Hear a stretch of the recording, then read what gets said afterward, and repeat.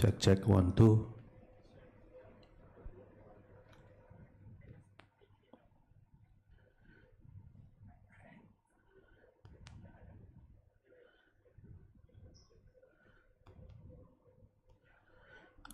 Check 1 2.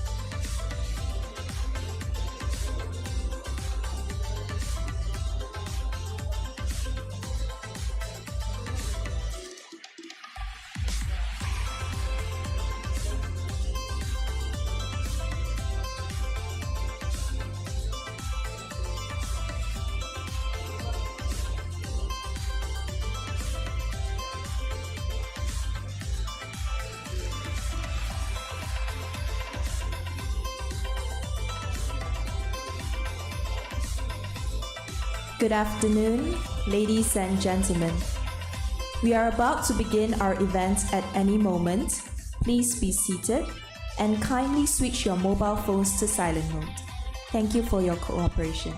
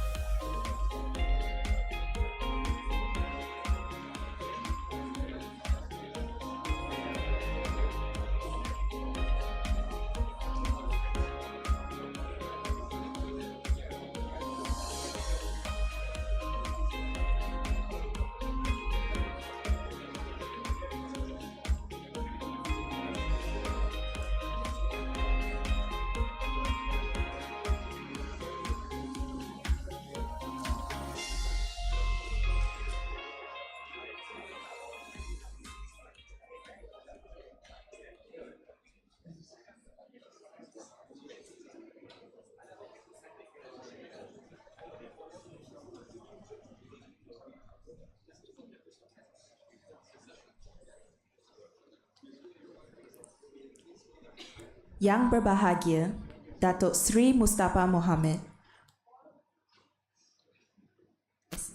Former Minister in the Prime Minister's Department for Economic Affairs, Yang Berbahagia, Dato Ong Chong Yi, Executive Director of Belt and Road Initiative Caucus for Asia Pacific and former Minister Councillor of the Malaysian Embassy, Beijing.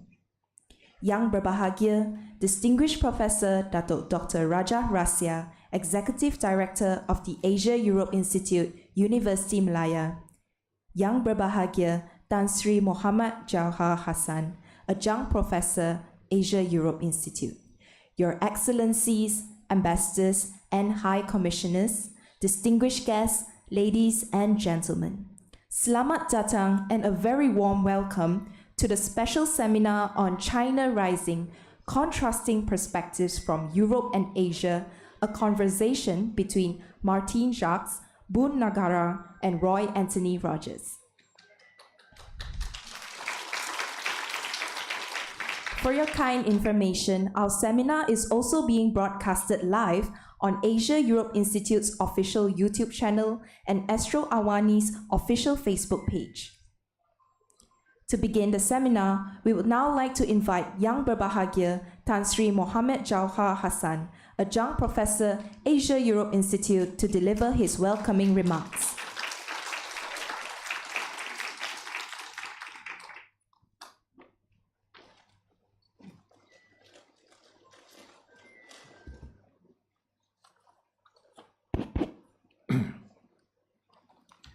Good afternoon.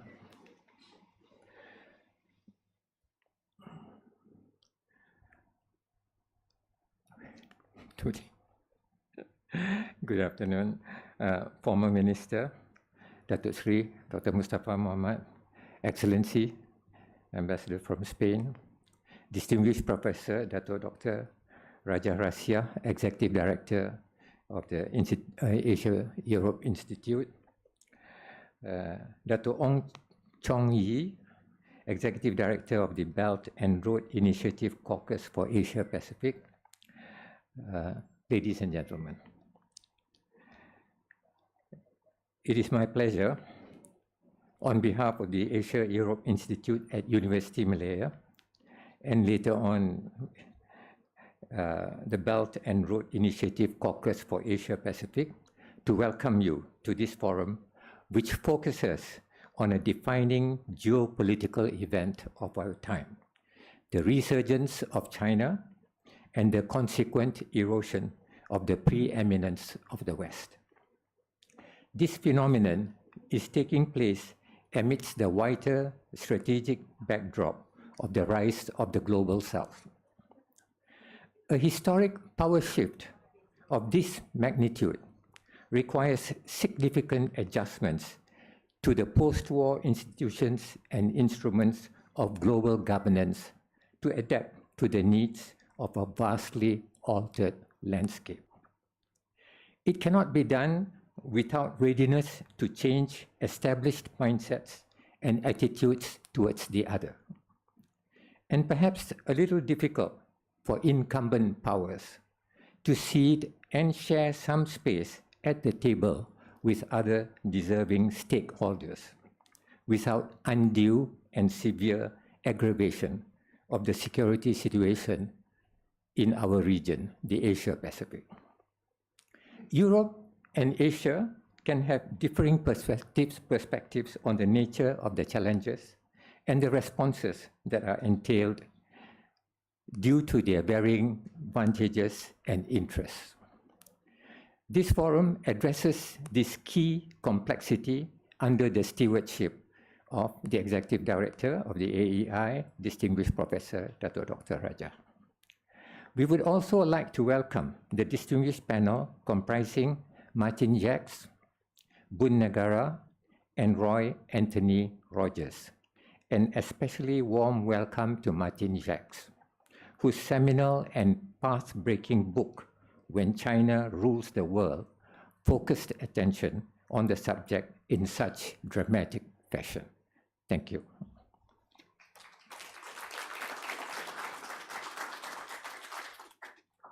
Thank you very much, Tan Sri Rajah. Distinguished guests, ladies and gentlemen, we are now honored to invite Yang Berbahagia Dato Ong Chong Yi, the Executive Director of Belt and Road Initiative Caucus for Asia Pacific and former Minister Counselor of the Malaysian Embassy in Beijing, to give his special remarks. Former Minister Yang Berbahagia Datuk Sri Mustafa Mohamad, Yang Berbahagia Adjunct Professor Tan Sri Johar Hassan, Yang Berbahagia Professor Ulung Datuk Dr. Rasiah, Professor Martin Jacques, Your Excellency Ambassadors and representatives from the embassies, distinguished guests, ladies and gentlemen, good afternoon. On behalf of the Belt and Road Initiative Caucus for Asia Pacific, BRICAP, and my President, Tan Sri Ong Tiket, I extend my heartfelt thanks to the Asia-Europe Institute of Universiti Malaya for the opportunity to co-host this prestigious seminar. I also wish to express our deepest gratitude to our distinguished moderator and speakers, Professor Rasiah, Dr. Roy, Mr. Bunn Nagara, and especially Professor Martin Jacques, who has traveled all the way from London to share his invaluable insights on today's seminar topic, Rising China, Contrasting Perspectives from Europe and Asia. As an international relations graduate from Universiti Malaya, I recognize the diversity of scholarly perspective on China. Typically, these perspectives fall into two categories: the panda hugger, who advocate for engagement and cooperation with China, and the dragon slayers, who take a more critical and confrontational stance. However, I'm confident that our esteemed panel of experts today transcends this simplistic label. Based on their extensive research, interviews, and publication, they offer independent and professional analysis of China's rise. This approach aligns perfectly with the mission of BRICAP, a newly established think tank dedicated to providing unbiased and accurate analysis on topics such as the Belt and Road Initiatives and other major global initiatives that China advocates and that Malaysia has benefited a lot from. Our goal is to foster a deeper understanding of these complex issues through rigorous and impartial scholarship. Last but not least, I would like to thank all of you for taking the time to support this event. I hope you find the seminar both informative and engaging. Thank you. Thank you very much, Dato Ong. Distinguished guests, ladies and gentlemen, without further ado, may I now invite Yang Berbahagia, Distinguished Professor Dato Dr. Rasiah, along with Professor Dr. Martin Jacques, Associate Professor Dr. Roy Anthony Rogers, and Mr. Bunn Nagara to be on stage.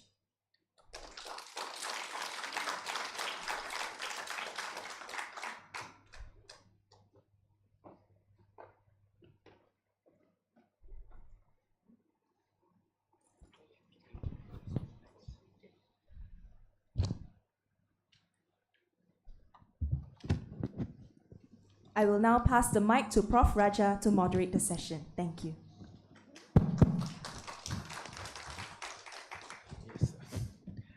Thank you. Let me first say, I should introduce again, although Tan Sri Johar has already mentioned, but perhaps I'll give a more detailed overview of our speakers. I'm sure you know they are heavyweights. Martin Jacques is the author of the global bestseller, When China Rules the World. He's a professor, visiting professor at Tsinghua University and Fudan University. Then we have His Excellency Bunn Nagara, an old friend, I'm not sure if he remembers me. He's the Belt and Road Initiative Caucus Director and Senior Fellow. And of course, he's a celebrated journalist. And he was a Senior Fellow at the Institute of Strategic and International Studies. Our own AEI Deputy Director, Dr. Roy Anthony Rogers, who actually specializes on many things, but among other things, I'd like to say include China, Eurasia, the Caucasus state, and Russia, as well as Central Asia. And then, of course, I would like to mention a few other names because they're familiar. Yang Berbahagia, the former economics minister, Dato, Dr. Mustafa Mohamad. I was part of his committee before. Was a very serious minister, I must tell that. And then, of course, Tan Sri Johar Hassan, who was the former chairman of the Institute of Strategic and International Studies, currently is our adjunct professor. We also have, among others here, His Excellency Jose Pardo, the ambassador from Spain, First Secretary from China, Wu Jiping, I'm not sure, Diao Ping, I'm not sure if he has any connections with Deng Xiaoping, the former chairman of China. Then, of course, we have other distinguished guests, ladies and gentlemen. I think I should say certain things about China to locate the discussion that we're going to follow. Let me mention that I was quite impressed by the opening speech of Tan Sri Johar, who began with the word the redevelopment or re-rise of China rather than just a rising China. Because if you remember Angus Madison, the economic historian, he actually discussed at the time feudalism reigned in Europe. China and India had about a quarter of the GDP of the world. Of course, his historical GDP series then became the basis of the historization of economics that led to our own chancellor here, in fact, very impressively producing a few books that extended Malaysia's GDP series to the 1800, Tuanku Nazrin Shah. Now, let me mention that among other things that are interesting to mention here, I believe, Chairman Mao, of course, became chairman of the CCP in 1935, but from 49, officially, because at that time, China was largely colonized. Then, of course, he was there until 1976. Then, of course, the chairman was different, but in, I think, 78, when Deng Xiaoping launched the economic reforms, he then was the chairman, who was also running the economics of the country until 1997, although, of course, the party had leadership changes. And of course, and I had the opportunity to meet them too, Wu Jintao and Zhu Rongji in 1999. I was quite impressed with them. But of course, the current chairman, Xi Jinping, took over in 2012. I think who is still in charge of the engine room of China. In between, of course, we had Jiang after, and let me not get into too much of those details, except to mention that the unprecedented growth of China and how China managed to lift 770 million people from 1978, this is until 2022, out of poverty.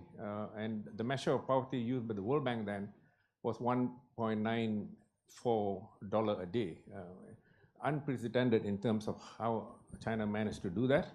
But I don't think that I mean, let me also mention that I normally like, as an economist, to use the local currency, because the adjustments with regards to purchasing power parity or the adjustments in relation to exchange rates may distort too many things. China's GDP per capita was 1,843 yuan in 1960. It rose to 2,373 at the time of the reforms. And then in 2022, it reached 71,991 yuan. In terms of growth rates, 1960 to 1978, it grew 1.6 times, annual average growth rate of 3.6%. Then, of course, from 78 to 2022, it grew 30.2 times. But once adjusted for the period, you have 0.09 times growth from 60 to 78, and of course 0.69 growth subsequently, which is really dramatic in relation to how China grew from until the reforms. And that growth actually recorded was more than 8% per annum in real terms. Now, that to me, it's already very impressive, but to put into context, where is China now? 2022 figures, China's per capita income with a population of 1.4 billion people overtook Malaysia with a population of 33.5 million people. To me, that's incredible too. $12,720 so that we make an international comparison. Malaysia's was 11,993. Japan, again, overtaken in 2023 by Taiwan and Korea. But in 2022, where we have no more preliminary figures, 34,017 against Korea's 32,423 and Singapore, with a per capita income of 82,808, more than twice that of Japan. Taiwan, of course, 32,750. To me, these are incredible figures, but of course, one would also have to recognize the emergence of China as a technological power. I've been recently working on the EVs. I used to work on microchips. Of course, it's the EU Chips Act of 2022 and the EU and the Chips and Science Act of the US 2022 deal. I suppose the real heavyweight, the specialists are here. They, I'm sure, will deal with the tensions that are growing, largely also a consequence of how China has risen as a power.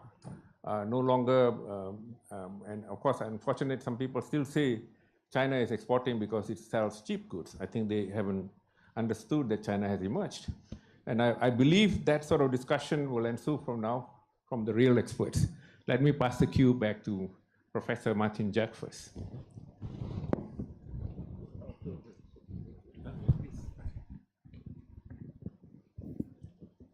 Thank you for your opening remarks and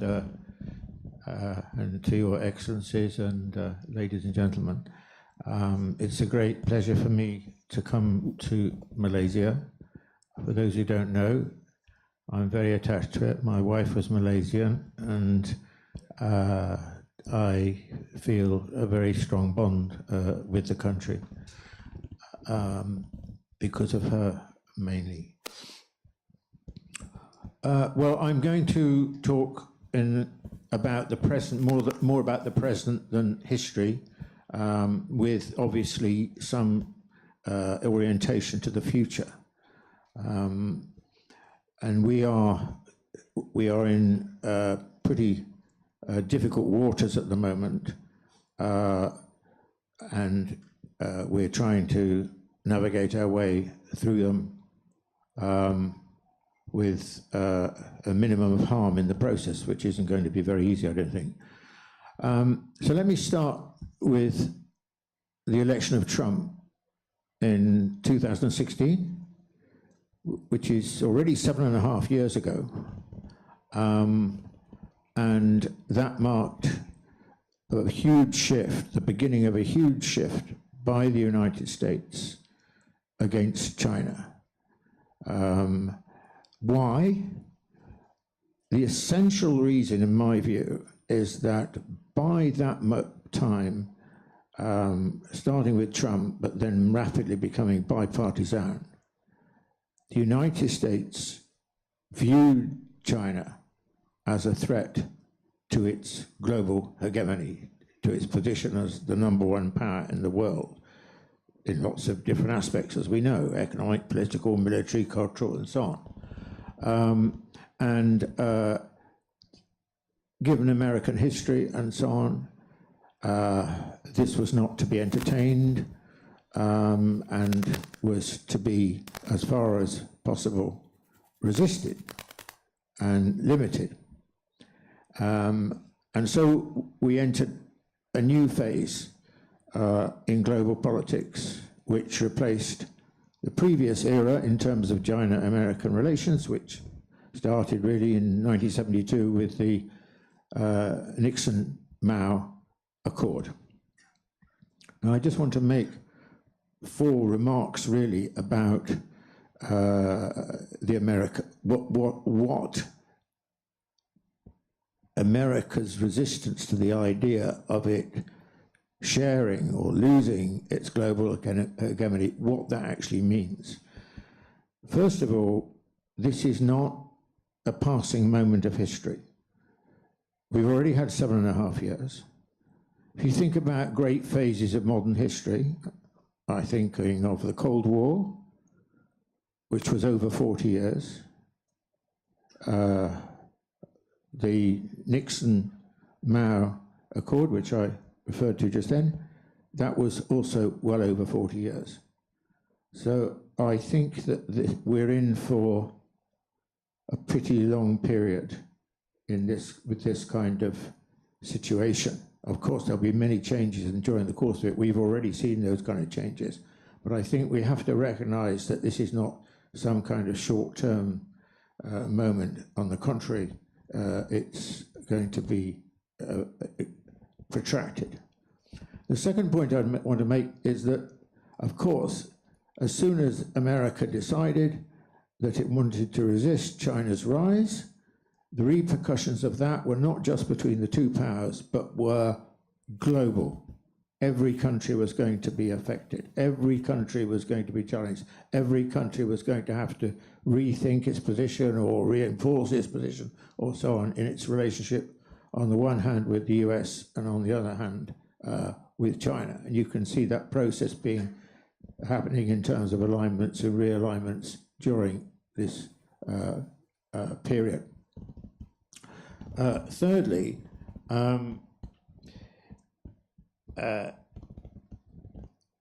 it was inevitable that, well, let's put it like this. Unlike the Cold War, which essentially the United States won by a kind of knockout punch, if I use a boxing analogy, there was a clear winner. This is not the same at all. This is actually something that America cannot win. It won't win it. China, broadly speaking, will emerge as the leading power from this period of American resistance. You see, the thing during the Cold War, if you take your mind back historically to the Cold War, when it started around 1947 onwards, America emerged as easily the strongest power in the world from the Second World War. Very dynamic economy, very bold statecraft in terms of reshaping the world and so on, and and a very prosperous kind of society which proceeded to continue like that for another 30 or 40 years. And Russia was, of course, Soviet Union, as was known then, was no in the long run was no contender to this. The situation now is quite different. America actually has been a declining power for quite a long time, relatively speaking, since probably the 1980s, but especially since the end of the 20th century, beginning of this century, accelerated by the financial crisis in 2008. And actually, I'll come to this in a moment, but you can see that America, while aggressive in certain respects, is actually economically, for example, increasingly on the defensive in relationship to China.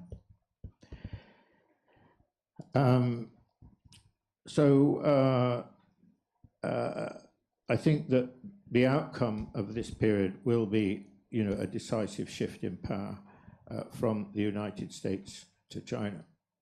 Now, we're seeing a very important moment, I think, this week in what is happening.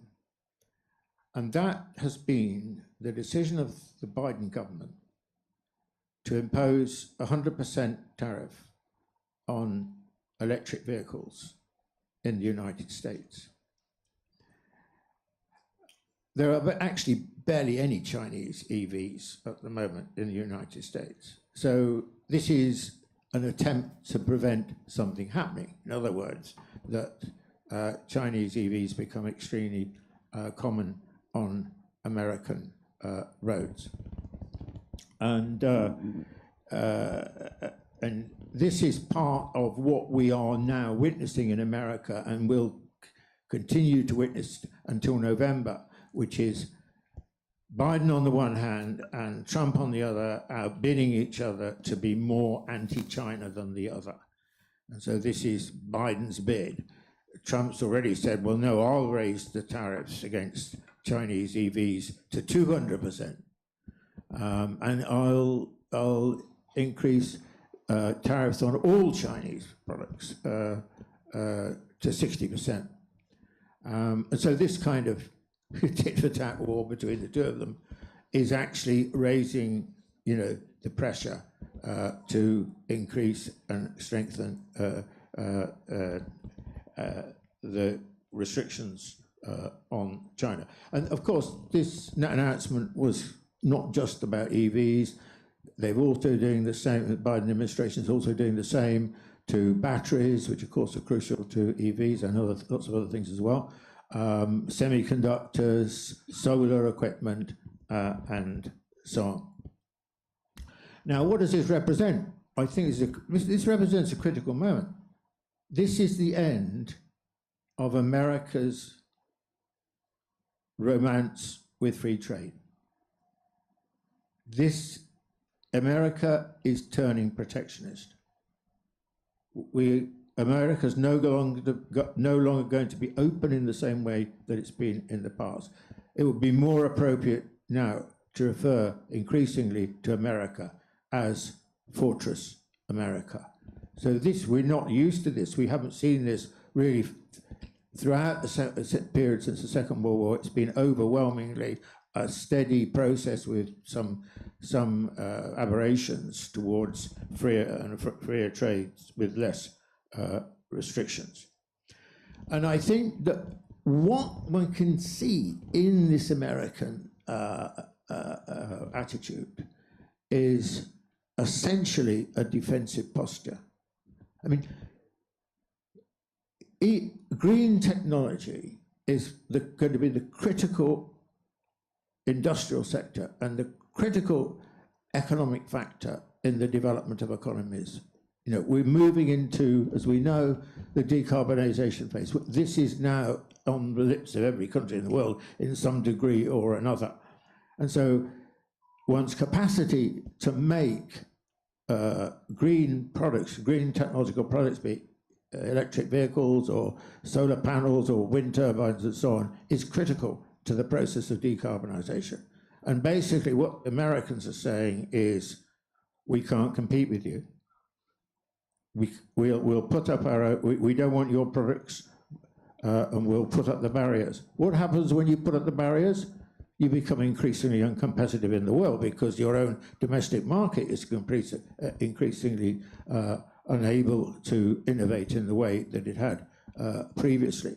So I think that this is perhaps the beginning, the first really strong sign of America moving to a much more defensive position in relation to China's economic prowess. And of course, you know, China is, you know, the interesting fact is that the world is going to be dependent on China's green technology. For all these areas, China is the dominant producer in electric vehicles, in solar equipment, solar panels and so on, in wind turbines and so on. China is the global leader. It's responsible in all cases for around 50 to much more percent of the world's output. So every part of the world, if we are to succeed in fighting global warming, which is going to be the great struggle, I think, for humanity in the next half century or so, every country is going to need China's green products. If you like, we can call China's green products, I think, as China's public offering, their public commodity, public products for the world, which all the world is going to need. And so really, of course, what we're seeing, not only but by Fortress America in this context, is America opting out of global competition with China, except for those areas of the world which would like to only deal with maybe parts of Europe and so on, would only like to deal with the US and doesn't want to deal with China.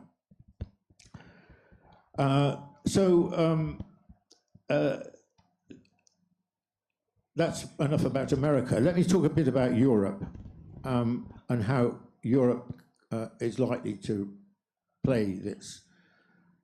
I think Europe's position is quite complicated. First of all, Europe is in decline, as the United States has been in decline. Alas, as a European, decline has been faster than that of the United States. And Europe is unsure how to relate to China, so there's been very positive moments, but also quite negative moments. And I think like America, but probably more so, Europe finds it very difficult to think ahead. It's not very strategic in its mentality. It tends to be defensive. It tends to be pragmatic. And the classic example of this, seems to me, in relationship with China, is that, you know, anyone who took the Chinese government seriously would know when it published in 2015, Made in China 2025, and set out 10 industries in which China would seek to play a major role globally. And if you took that seriously, you'd understand the present.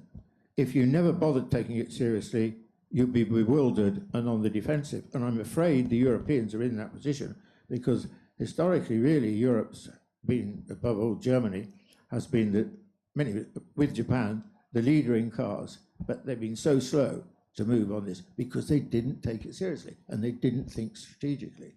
And that's going to be a problem now because one of the debates in Europe happening at the moment, because of the European Commission investigation of whether or not Chinese EVs are subject to exorbitant subsidies, is Europe going to go down the same road as the United States? Is it going to put up massive tariffs? Now, I personally don't think it is. I think it is going to go in for some protectionism in this context, but I don't think it'll be like the United States, because the German manufacturers like Volkswagen and Mercedes-Benz and BMW and so on are big. You know, the Chinese market is very important for them, and they know that if their government start severe restrictions on Chinese EVs, that they'll find that Chinese markets will become much more difficult for them because the Chinese are bound to retaliate in some shape or form. They're not just going to stand by and smile. So I think that we won't see Europe doing the same as the United States, but I think we'll see it doing some of that. Now, attitudes towards China in Europe have moved since 2016 in roughly the same way as they have in the United States, but not as hostile or as aggressive as American public opinion and the leadership, DC and so on, has become. Looking back on it, I think the sort of best period in European attitudes towards China was roughly around the turn of the century until about 2012, 13, 14, something like that, when I think a lot of people in Europe were actually quite curious about China and thought perhaps that it was going to offer some interesting opportunities and so on. But then there's been a shift, a negative shift. But I think that it would be very premature to say, well, Europe's just going to follow the United States or is following the United States. I think the European position is more complicated. I think there are factors that have pushed Europe closer to the United States, and by far the most important of these is the Ukraine war. If you took that away, it would be the situation would be more complex in terms of European public opinion. So I'm not an optimist about which way Europe's going to move. I mean, with the opening remarks that you made, which I thought were very good, you know, Europe is on the wrong side of history. We must be honest about this.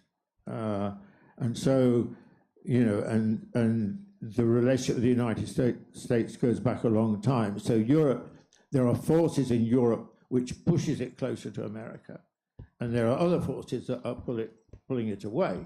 And the two most important forces that are pulling it away, I think, in terms of China, are firstly that the trading relationship between Europe and China and the rest of Asia is much more important than it is for America. I mean, so it's got this need to get on with China and trade with China, interact with China, and so on. In a way, the Americans can, to some extent, close themselves off as Fortress America, surrounded by its two oceans.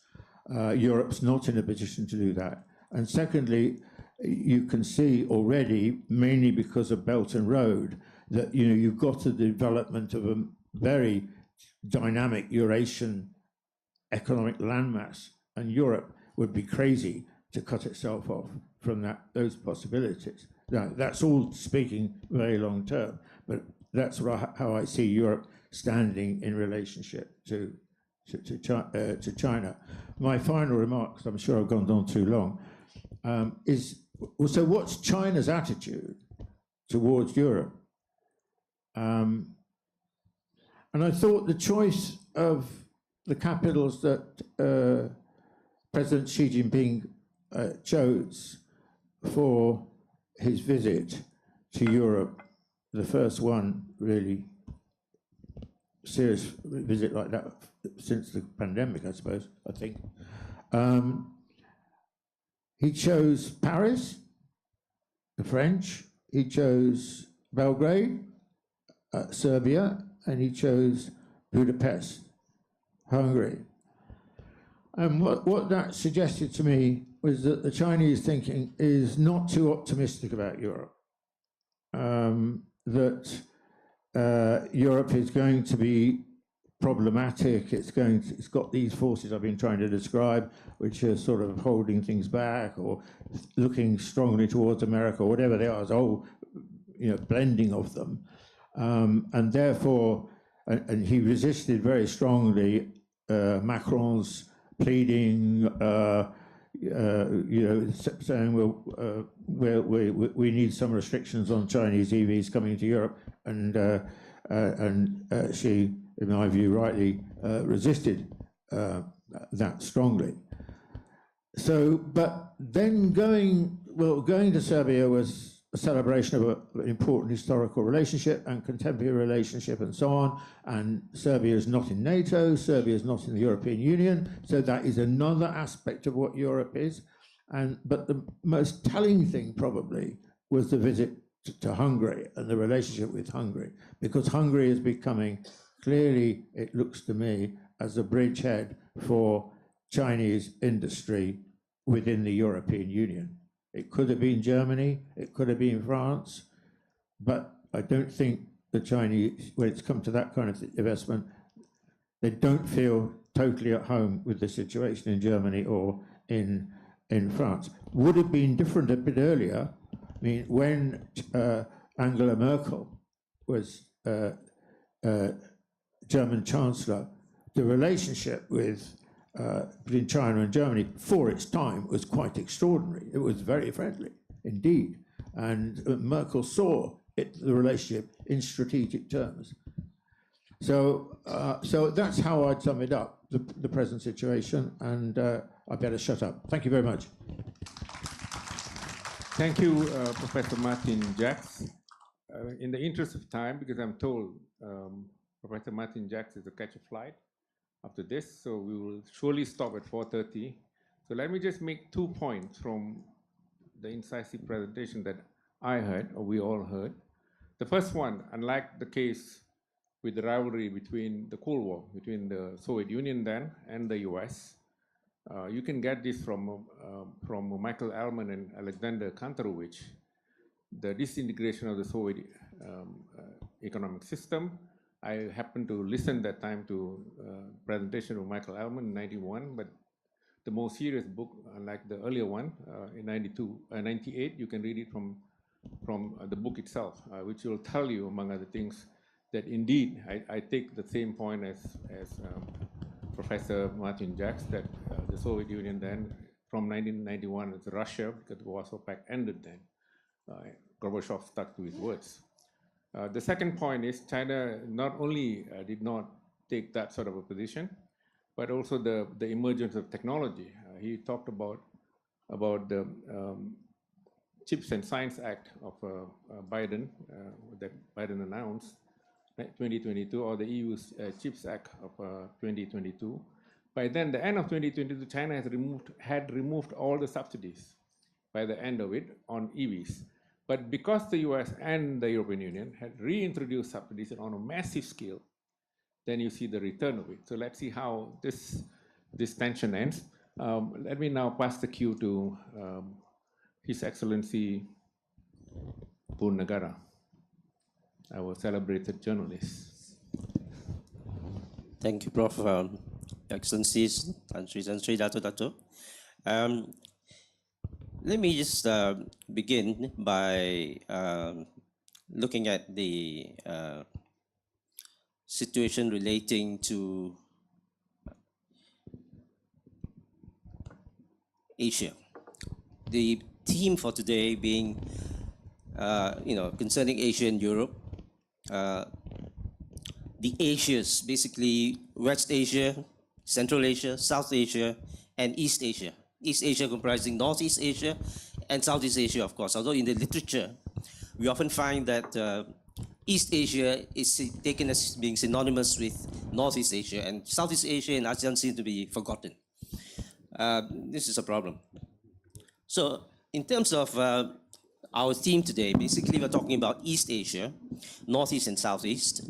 And with Northeast, of course, we have China, Japan, Korea, and of course in Southeast Asia with ASEAN, and also one non-ASEAN country, Timor-Leste, which may become a member in future. We have the issues of China's rapid rise, shocking to some because of its rapidity, and also the implications that come from that, especially from countries in the West that are unable to compete on the same level. And that's basically the issue of US-China rivalry today. Then you have issues like China's alleged industrial overcapacity, which basically are terms that are used to cover up this lack of competitiveness on the part of the West. But what is the position of ASEAN in all this? And I think it bears some analysis. Let me just name a few points concerning ASEAN's position collectively, although there are differences within the community. One, no ASEAN country wants conflict or war or even a trade war in or near the region, or to have to choose its alignment one way or the other with the US or China. This is just out of the question. Two, if regional policing is needed in the maritime region, for example, ASEAN would rather do it by itself. A couple of examples here. In 2005, there were, if you remember, fears of problems like piracy in the Straits of Malacca. And some major powers were outside of the region were attempting to come in to take a major role to ostensibly control the situation. Immediately, Malaysia, Singapore, Indonesia got together, had their own system, joined by Thailand soon after that, to have their own eyes in the sky monitoring. ASEAN issues fundamentally would be taken care of by ASEAN countries, not by any external power, certainly not by any major external power, because that would only encourage greater participation and involvement by other major foreign powers until the situation gets out of control as far as the ASEAN countries themselves are concerned. Three, ASEAN centrality is core. Has always been and will always be for the ASEAN countries, since both objective and method relate to ASEAN and its centrality. ASEAN basically would be nothing without its centrality. All other regional models, constructs, instruments are secondary at best. Case in point, the Indo-Pacific concept. It took many months before ASEAN came out with its own statement, a 5-page statement called the ASEAN Outlook on the Indo-Pacific, AOIP. And for those who understand ASEANese or ASEAN talk, we can read from that document that ASEAN is not happy with the idea of an Indo-Pacific in comparison with the Asia-Pacific, which has been in use for a long time. ASEAN did not mention the Indo-Pacific. What it says in the title of the document is ASEAN Outlook on the Indo-Pacific. It's an objectification of the concept. And throughout the 5 pages, we find that the term ASEAN centrality is mentioned many more times than the Indo-Pacific, even though the document is about the Indo-Pacific. 4, the AOIP, ASEAN Outlook on the Indo-Pacific, an example, should be seen not as an assent of the concept, assenting to the concept or an acquiescence in it, when ASEAN does not say that it is against it. ASEAN never says anything about being against anything, even though it's not in favor. That's part of ASEAN speak. 6, the ASEAN whole is greater than the sum of its parts. That is to say, when ASEAN countries get together, ever since the formation of ASEAN, the ASEAN mind or position is greater than just adding all the individual members together. A very historic moment on a Tuesday in Bangkok was the 8th of August 1967, when the ASEAN, the first document, the Bangkok Declaration, was signed when ASEAN was created. And from that moment on, the region came together as one, in asserting in various ways, often very subtly, the Asian identity that is often undefinable, but still very effective. Finally, ASEAN works as a velvet fist, whether it is a clenched fist or an unclenched hand, transcending ideology. It's not about political or economic systems.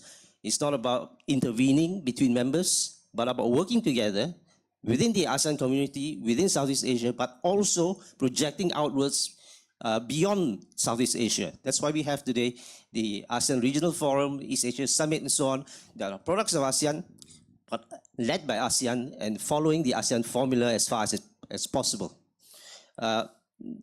Now, some distracting narratives we often hear nowadays include, for example, especially from Washington, that the PLA wants to displace the US Navy by 2027. There's a date given, but this is never mentioned by anyone in China. For example, the former Admiral Phil Davidson has mentioned the year 2027, but there are others, his colleagues, such as Admiral Sam Paparo, who said that, basically tell everyone to relax. 2027 is just the anniversary of the PLA. Nothing special about it. And then there are others who say, well, China is probably preparing to invade Taiwan by 2049. Again, nothing said of that nature by anyone in China, and only from the West, basically in Washington. And there are also very informed persons in Washington, though not many, who say this is nonsense, that nobody will be dumb enough to try to invade Taiwan. Such as Colonel Douglas McGregor, former US Army, Gulf War veteran, whom Donald Trump appointed as Pentagon advisor. And he's one of the few Americans, including the late Charlie Munger as well, longtime business partner of Warren Buffett, who really understand Asia, and including China. Douglas McGregor says that the very topography of Taiwan is such that nobody is foolish enough to try to invade it. It is very difficult to stage an invasion and even to hold the territory because of its topography. It is totally impossible to do it, and nobody would be foolish enough to do so. And that is basically the analysis of those who are non-ideological and more commonsensical. And there's another, basically, Washingtonian assumption that the PLA's equivalence in terms of its forces must therefore mean war or conflict with the US. Well, again, this is something that's assumed and mentioned only on the Western side, particularly Washington, but nothing of the kind of this kind of conversation exists in Beijing or anywhere else. And together with that goes the argument that the PLA Navy already controls the South China Sea. No, the US Navy Pacific Fleet, and basically Indo-Pacific Fleet now is the major power still, very much so in the maritime area in this region. South China Sea claim is also often seen to be the most extensive being made by China, when actually the record shows that the party that claims the South China Sea the most is Taiwan, ever since 1947, based on the 11-dash line. And this was inherited by the People's Republic of China in 1949 following the Civil War. And in 1952-53, China also negotiated with Vietnam to reduce the 11-dash line to the 9-dash line today, whereas Taiwan until now still insists on the 11-dash line, which includes the waters and the features, the formations in the South China Sea, rocks and islands and reefs and so on.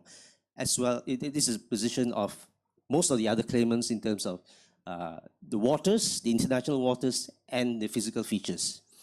But until today, the People's Republic of China claims only the specific reefs like Scarborough Shoal, Mischief Reef, and Fiery Cross, without claiming the international waters in between. That's an interesting legal difference, I think. The other assumptions based on narratives are there, which are not often exposed as untrue. And basically, the idea of China trying to dominate more than the first two island chains, going to the third island chain, or even two other island chains to the west of the South China Sea, still something which is highly arguable. Recently, actually last year, the Singapore's former Foreign Minister, Brigadier General George Yeo, gave a talk in Europe in which he said, basically advising the US Navy to keep out of the first island chain. If you look at the map, the first island chain just covers Taiwan, and obviously covering the Taiwan Strait and the South China Sea. So this is something which I think is highly combustible, risky, especially now with US forces teaming up with the Philippines and towards Taiwan from northern Luzon Island. It's something which is worrying a lot of ASEAN countries, even though they do not say it openly. What are the basic issues about China that are at issue? Let me name 10 of them. There are more, but I'll just give 10 for examples.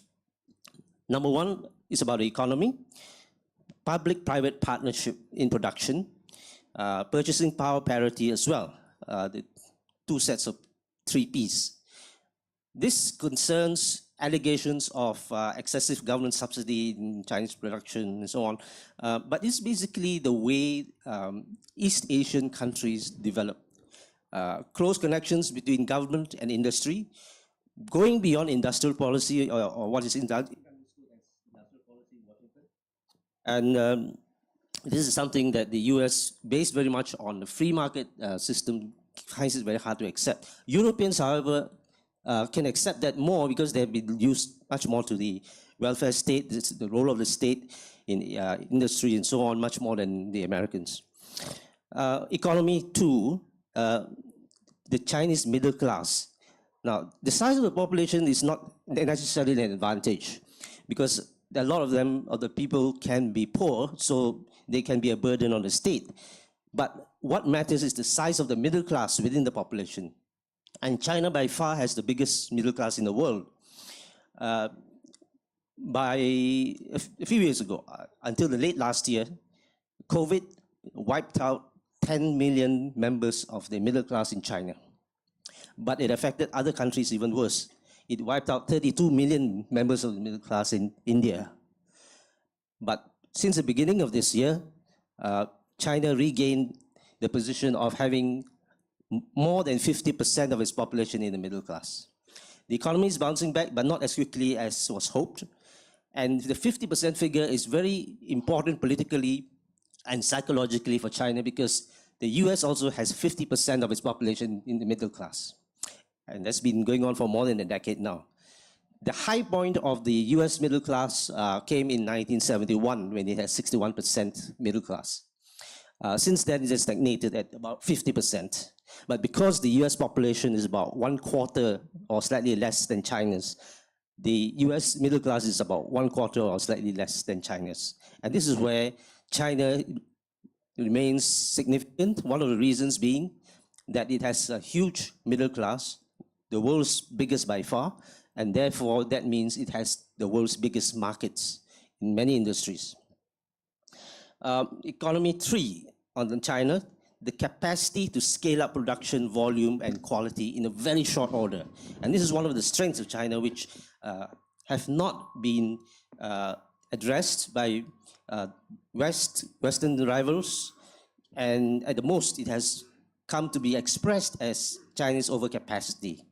Is it scaled up production to satisfy global markets? But because if global markets are closed through high tariffs, or through restrictions, sanctions, bans, and so on, then suddenly there is a glut, and that glut is called overcapacity. So what is overcapacity? It's actually created by the other side in terms of high tariffs and trade restrictions. Economy 4, production ecosystem of China is unparalleled. So when people talk about China +1, or de-risking or decoupling, in withdrawing investments from China and going to other countries, they actually are thinking about another country being at least as good as China, which is really not the case because only China has the kind of production ecosystem that brings all the factors together for efficient production, including infrastructure that is highest grade, supportive government policies, and also the kinds of technical expertise of workers. Recently, when the US tried to set up microchip companies, factories even in the US, they find that one of the problems they face is the lack of manpower skilled in production. And this is something that's going to take a long time to solve, if it can be solved, because it goes back to issues like training and education of the people, which the US has not invested in sufficiently. So a lot of the problems actually come back to the domestic policies. When you're comparing US and China, by far, the US has invested much more in the military, in defense, than in education and training of its people. With China, it's just the opposite. Much more investment in education and training, much less in other issues like the military. And therefore, we look at the figures comparing the two countries, the amounts that China has invested in education and training far exceeds the US. And this is a long-term issue, and the difference will remain for quite a long time. Then in terms of society, what China has done is to prioritize social services, very much like the Singapore model. What is sometimes known as the Singapore School of Production, basically very typical of East Asia, a strong government, authoritarian perhaps, but with this focus on rapid industrialization for economic growth, and highly centralized and consistent policies through not just years, but decades. So that has produced very rapid development in East Asia. Again, society, point number 2 for China, social peace, societal resilience, internal stability, because of satisfaction of people's needs and so on. So technology, commercial, civilian, telecoms, transportation, these are the sectors that China dominates and will continue to do so because it has invested a lot in it, and there is a laser-like focus on these areas. And of course, technology too, in space, military areas, including aerospace and defense industry, making progress, and also the future of education and training will remain a major focus. Finally, the focus of the economy is on next stages of what is known as the new qualitative productive forces, which include, ironically, a kind of innovation that has been accelerated in Chinese industry because of the sanctions that have been imposed on it, and therefore Chinese industry has been forced to innovate much more rapidly, including in the microprocessor industry. I'll just stop there for future discussion. Thank you.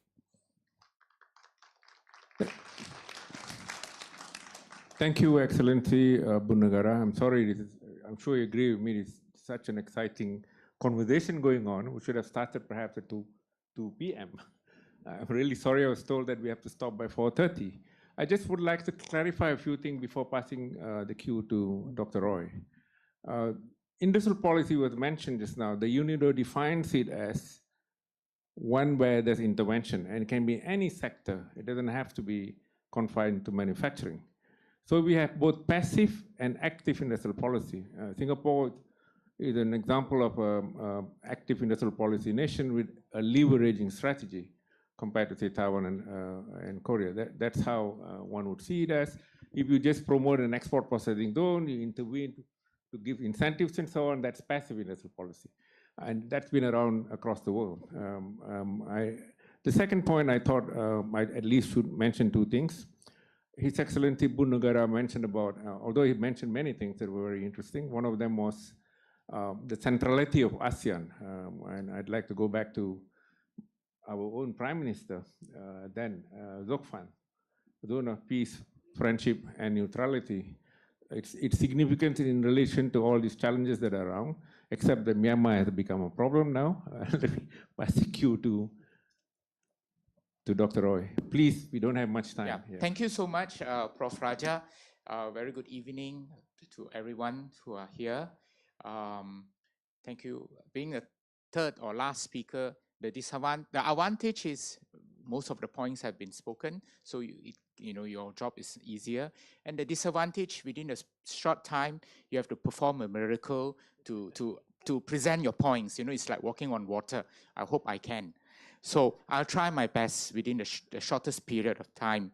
So since Prof. Martin Jacques have mentioned more on a global level, and while my colleague Bunn has touched on ASEAN, perhaps I think I would like to focus on Malaysia.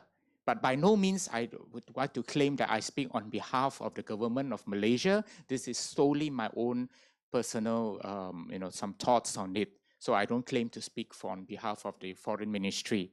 So because again, due to time, so I have to do the miracle now. All right. I have few alphabets. First E, second M, third P, and the last is C. All right. You can't get a pronunciation, but E, M, P, C. So what is the first? That is E, because as our topic today is rise of China, right? Contrasting from Asia and Europe. So first E is embracing. Embracing, because to me personally, I would say Malaysia embraces and accepts the rise of China. There is no doubt about it.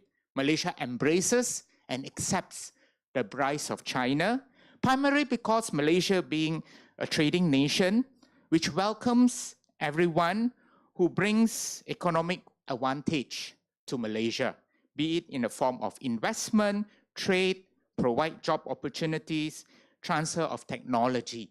So Malaysia embraces the rise of China. Compared to some countries may have a bit more apprehensive, but Malaysia embraces. And this is in line with what Professor Rajah mentioned, that is the zone of peace, freedom, and neutrality, ZOFAN, which means that we are being neutral. And this has been part of Malaysia's foreign policy, although the concept of ZOFAN, zone of peace, freedom, and neutrality was adopted in 1971 during the Kuala Lumpur Declaration. I would say it is now even more important, especially in this day of age.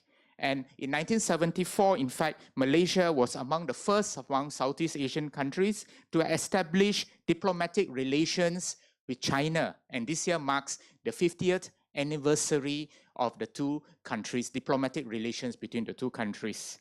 So that is first the E, embracing the rise of China. Number two, the M is mutual recognition.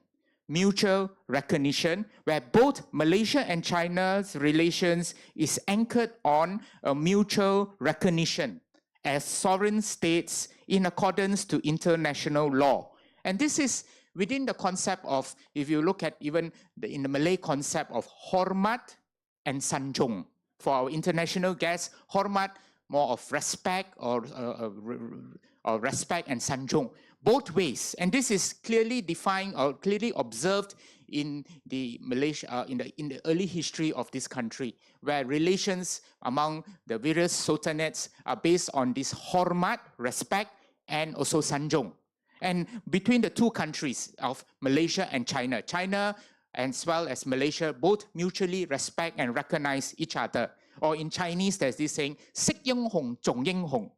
All right, in Cantonese, or maybe you translate it to Sik Ying Hong, Zhong Ying Hong, where one knows and respect one knows the hero and also recognize the hero.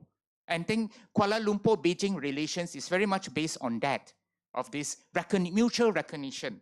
And this is also very clearly demonstrated in our history. When Admiral Chen He came in the 1400s, it was also a mutual recognition. It wasn't done in a mission of colonization, although some may argue it's a form of tributary, but yet Malacca's independence was maintained. And same likewise in 1974, when Tun Razak, the second Prime Minister, visited China, met with Chairman Mao and Prime Minister Zhou Enlai. There was a form of mutual respect, and throughout this, the mutual recognition between the two leaders. So the second is M.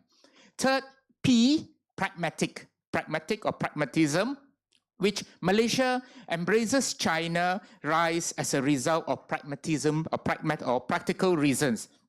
Again, which is not new.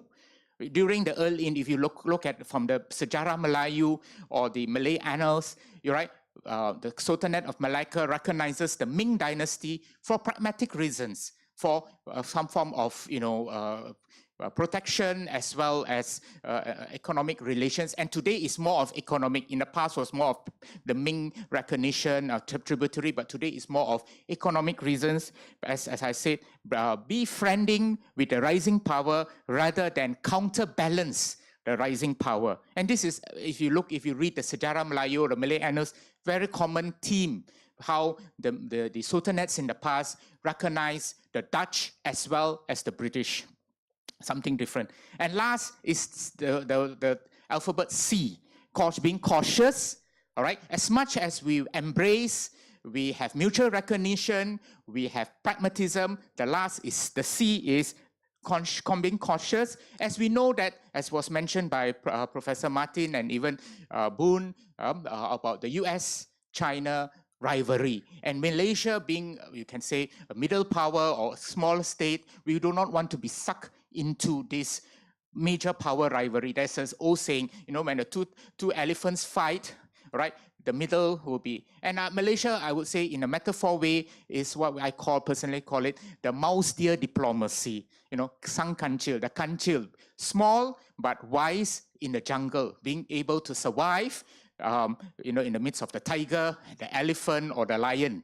So that has always been part of Malaysia's or in the past. So being cautious not to be sucked into this power rivalry between the power and remaining neutral and not to be and also so I would say that Zofan is more than ever important, right, to maintain this stability, which was during the time of Tun Razak. Of course, the idea of it was very much due to Dr. Ismail and of course Tun Razak itself.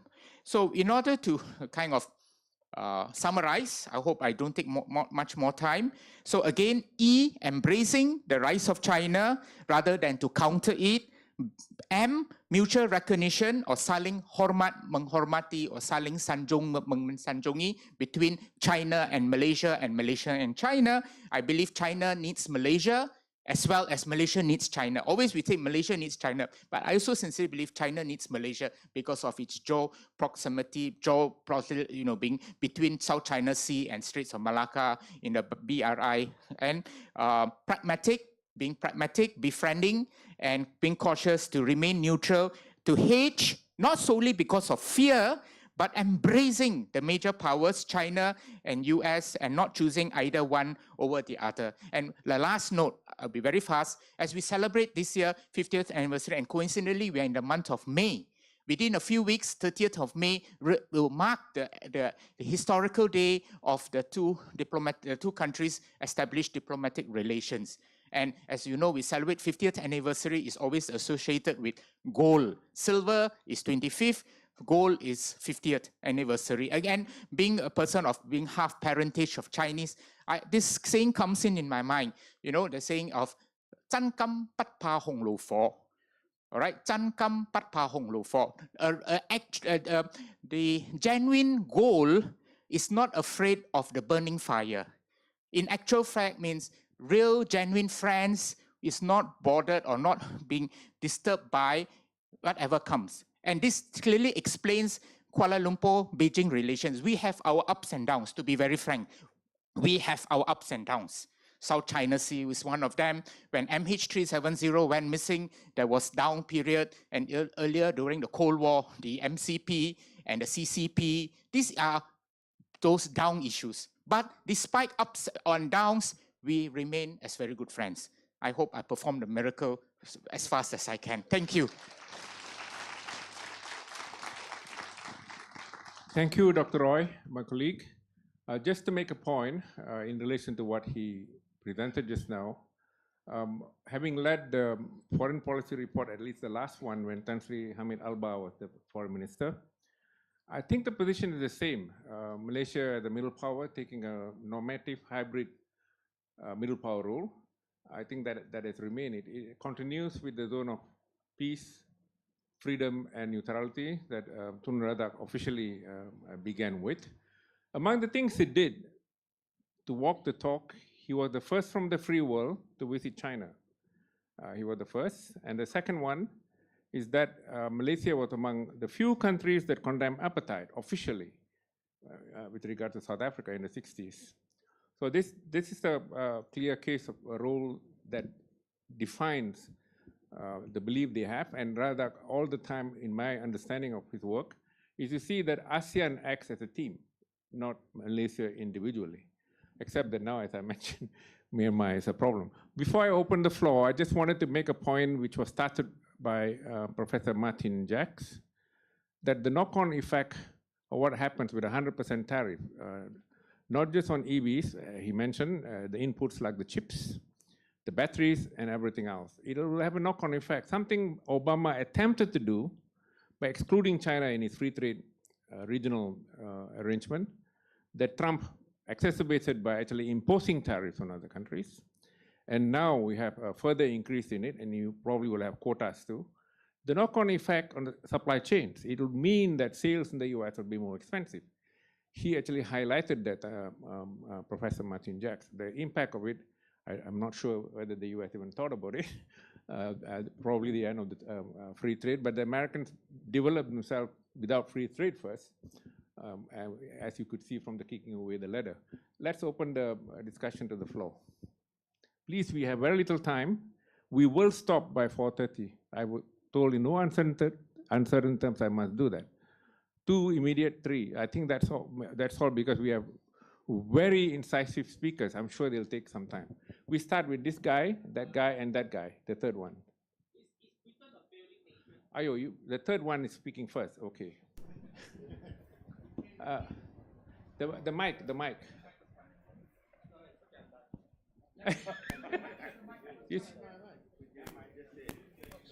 We go backwards because that's how we write Chinese. Thank you, Dr. Martin. Is Britain a failing nation? Thank you. Here, down here. He's just. Hello, Professor. It's Will. One question from a layman's point of view. Why is China being punished simply by producing, affordable, good quality and, good products? And I thought for a responsible government, they're supposed to protect the consumers' rights. And where are all these consumers' associations in the West? People at large are happy. We, as a consumer, we're happy to be able to buy cheaper things from China. But why am I being punished in today's context from a layman's perspective? We take the third question, then it's easier to save time. Hi, Ewan here. Just to be quick, just want to understand whether Malaysia and ASEAN, whether the China +1 or US +1 strategy can work for us in the middle or long term, or would we be penalized by tariffs going forward if we continue along this path and help either China or America export their products? We start with Professor Martin first, please. Yeah, that's one way of putting Britain's situation, a failing state.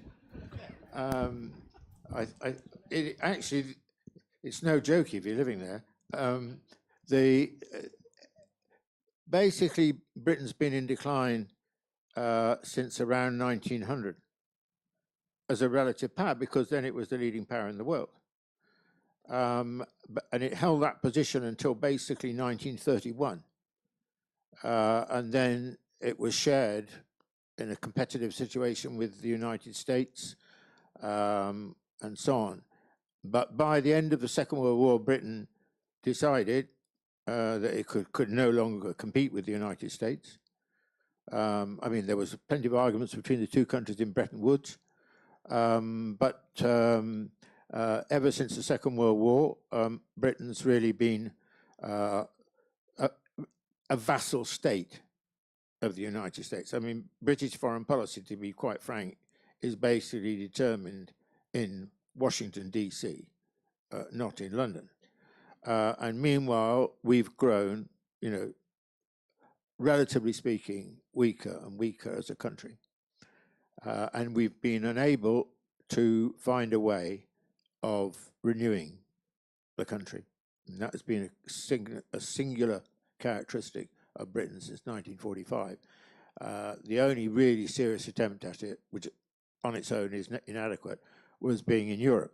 And then Britain joins Europe, and then it decides narrowly to leave it. Okay. Netherlands too, I believe. Yes, please. Yeah, I think can I have the final question first, the last question again? I couldn't catch that.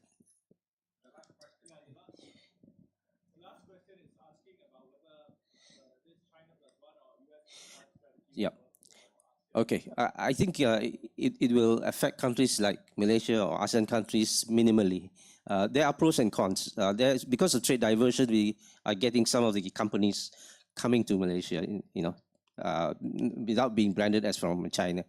And let's not forget that many of the countries that are quitting China some of them at least include Chinese companies themselves. Because it's better for them to relocate as well. Just like Japan relocated its industries in the 1980s to Southeast Asia. Production costs are rising in China, and not only would the products that are made in Southeast Asia would then be known as Southeast Asian products rather than Chinese products, but China itself is upskilling, going up the value chain, technology ladder, and they're throwing back some of the lower tech industries to Southeast Asia and other countries as well. So it's not just countries pulling out of China being from the West or other countries, but they include Chinese companies as well for their own interests. So the picture is very complex, and we have to go beyond stereotypes. Yeah, my response to the questions. In regards to Will's question, why punish if China produce something which is more affordable? But to me, it's more on the issue of, if some of you have heard of the Thucydides trap, right? How do we cope with a rising power? Do we, as I said, adopt a strategy of embracing and cooperate with this rising power, or do we try to suppress and confront and ended up having a big war about it and bring catastrophe to all? So that is something which we have to realize. And I also I strongly believe in what we call law of attraction, that the more you think negative about, and it will really come back as a negative force. So to me, rather than being overly critical, perhaps maybe it should break down this misperception and move and work with it. Like it or not, it's a rising power. You cannot suppress, because there's always this, like a cycle. If once today we had a Pax Americana, there was once an Espanol Pax Espanol in the past, right? And then there was Pax Britannica. So there is always this. So rather than to suppress a rising power, why don't you embrace the rising power and work with it? That is, how I would view, right? And that's basically, I think these were the crux of the question. Thank you. Dr. Roy believes in catching the wave of change rather than trying to confront negativity that would boomerang back to haunt you. We have time to, yes, please.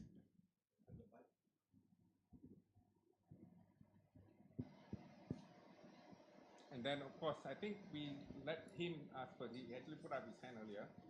Then you. Give him first. Yeah, no. Let him speak first, because I forgot he raised his hand. After that, you. Dr. Stephen Yong. Yeah, with the cap, I can recognize him. Yes, Dr. Stephen Yong. Thank you. Stephen Leong from ISIS Malaysia, visiting fellow. While one comment and a question. Okay? As you can see, that these two giants, US and China, rivalry, okay, but a quiet, growing, very influential power, or collectively, is ASEAN, okay?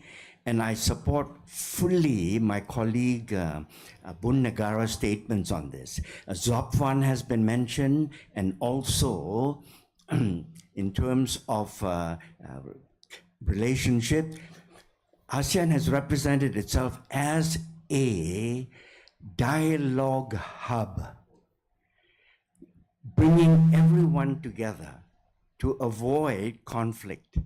And one item that has been missed out is the Treaty of Amity and Cooperation, 1976. And that has put ASEAN in very, very good spot. Now, the point is this. In 1998, economic financial crisis, and then the problem was Southeast Asia. Can it survive? I have a Asia Week magazine, which I carry with me, okay? And the year 2000, September, the title is, Can ASEAN Survive? Can ASEAN survive? A year after this issue came out, Asia Weeks didn't survive. It died. And ASEAN has continued. Okay? Thank you. Now, question, very quickly. In terms of embracing, Japan and South Korea, strong allies of US, how would they embrace? What is their view on China's rising? Thank you. And I can't allow any more. Please, we don't have time. Please rush. Yeah. Yeah. Yes. I have one last burning question before we close this talk.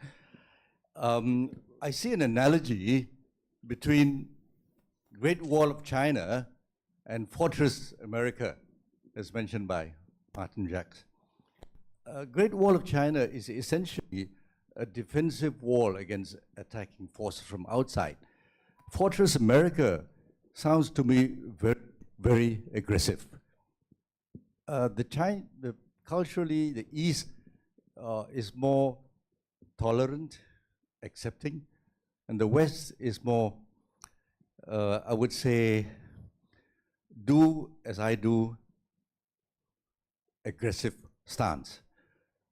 Do you have any advice, Martin or Bunn Nagara, to China as to how to allay the fears of the West regarding the fears of China? The Chinese or basically Asian cultures are not aggressive. It is the West should not use their standards to judge others. Can either of you advise China on how to allay the West's fears of its present position and future direction?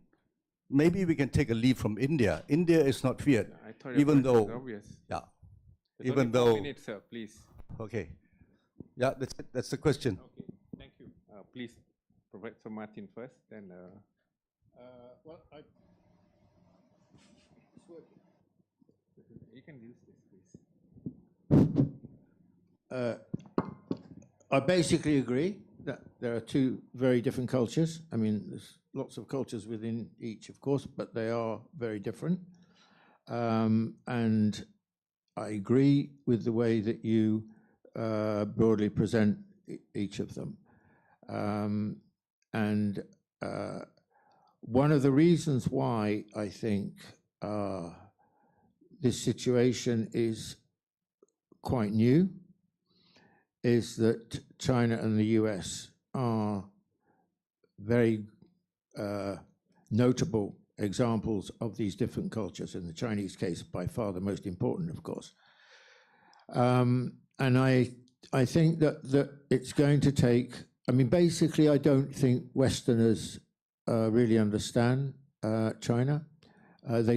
What's more, they don't make any effort, by and large, to understand it. And this is a very, very difficult situation, because unless you understand or try and understand this new rising force, you're inevitably drawn to antagonism and even aggression. So I think that's a very complex situation. I think by and large, China's made a good fist, actually, of trying to persuade the West. It's got more difficult since the turn in 2016 to do this. I mean, I think one of the difficulties China has is that it's often, when it's talking to the West, it's really talking to itself. It's not very good at trying to present its ideas in terms which are familiar to the West. That's a natural problem, I think. But it's one that will be very important for China, because ultimately, if China is going to be really, really successful as a global power, then it has to enjoy a great deal of support right across the world, including the West. I mean, ultimately, that should be the ambition of China, I think. Well, I'm reminded of what the former Prime Minister of Singapore, Lee Kuan Yew, said, comparing Europe with the US. In the West, European countries are older cultures. They have more experience, perhaps more maturity. And unlike the US today as well, they do not have global ambitions, unlike the former colonial periods. So what we find today is that European leaders like Macron of France and Scholz in Germany are much more open to China, working with China, than Biden or Trump, any of these current and previous US leaders. Giorgia Meloni of Italy, yes, she has pulled out of the BRI, pulled Italy out of the BRI, but her government went out of its way to approach at least 3 Chinese auto companies to set up plants in Italy: BYD, Chery Auto, and Great Wall Motors. They already have Stellantis, covering a number of European brands, but they want to have a Chinese company, at least one, in Italy. Compared to the US, flying into a panic when a Chinese car company is thinking of setting up a plant in Mexico even. So you can see the differences. Surfing is supposed to be a popular sport in the US, and just like what Prof. Roy said earlier, we have to go with the wave. A lot of Americans enjoy surfing, and they understand that you have to ride the wave to get to anywhere, rather than try to confront the wave and getting swept up away by it. So I think this is a defining moment for the US, because it sees itself as the global hegemon without actually using that word. It fears that China could replace it. And this is what is sometimes known as displacement anxiety. Europeans don't have that, and therefore I think they can go further with China. Yeah, I'll just take a short time now. Yeah, but please, okay. Very quick response. How China would face the West. To me, I think China has its strong diplomatic means, has a strong diplomatic history with strategies, and this you can observe it in current Chinese diplomacy as well. You know, Chinese have for example, in terms of its relations with Central Asia, historically, Zhang Jian, one of the earliest diplomat to venture as far as to Central Asia, and Chinese strategies like Sun Tzu, and these elements you can find. You see, unlike say in the West, it's more confrontational. Yes, A or B. China can be either A or B, but you can still reach that. Like Sun Tzu said, be like the river, be like the water. When you face the hard rock, you don't confront the hard rock. You move around and reach the other side of the rock. And China had Zhuge Liang. Everyone knows about those who have Chinese strategies. Zhuge Liang, such a famous strategist. And these elements can be still observed, you know, like Yi Toi Wai Zhen Kit, you know, this famous strategy. You retreat, but at the same time, you are moving forward. These are marvelous strategies, and I think China can employ in facing all sorts of challenges today. Thank you. Thank you. I'm sure few of you will be excited that this event is going to close. Like all good things, everything has to come to an end, simply because we don't have time now. But I'm sure you all agree with me that this conversations that we had between the three, although I'm not sure whether we can still call it a conversation, because much of the presentation didn't really go in a dialogue way. But even so, let's give them a big hand. At least I learned a lot from them. Thank you.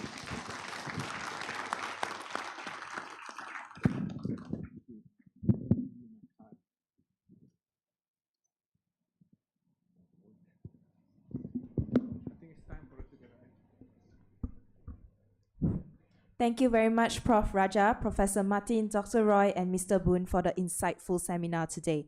Please kindly remain on stage for the token of appreciation ceremony. Let me now please invite Yang Berbahagia Tan Sri Jauhar Hassan together with Yang Berbahagia Dato Ong Chong Yi to present the token of appreciation to our moderator and panelists.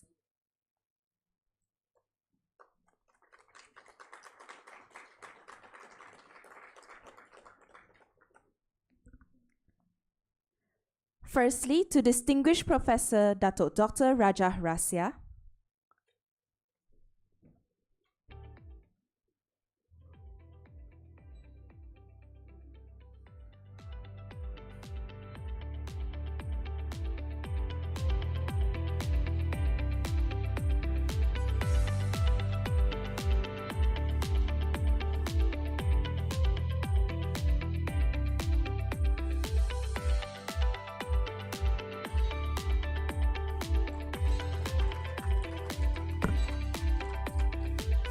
Next, to Professor Dr. Martin Jacques.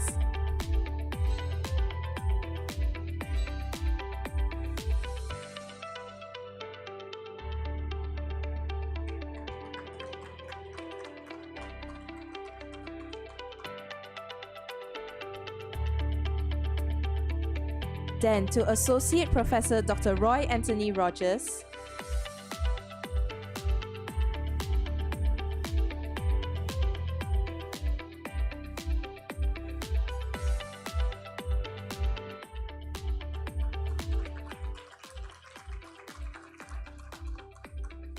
And lastly, to Mr. Bunn Nagara.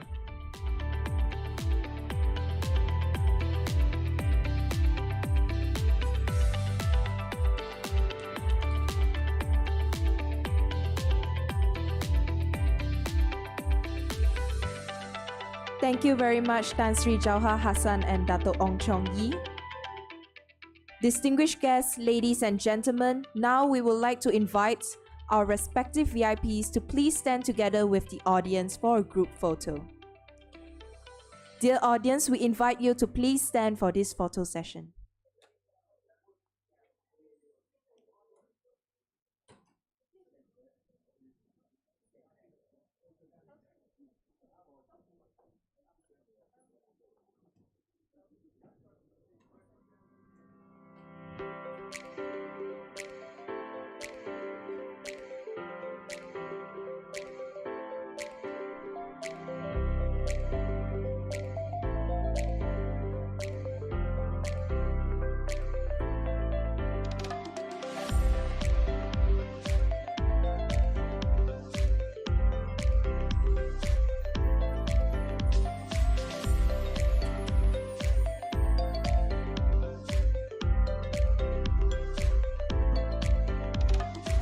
Dear audience, please move towards the middle for the photo session. Thank you.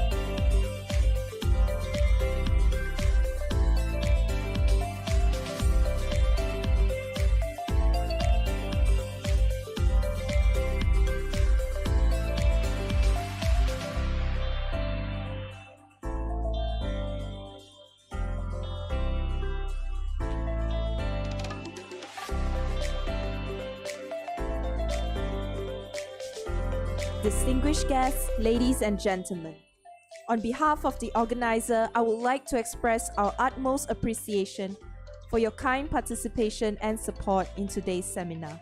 Refreshments are provided at the foyer outside.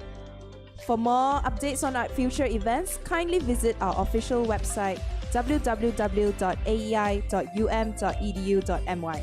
Once again, thank you and have a nice day.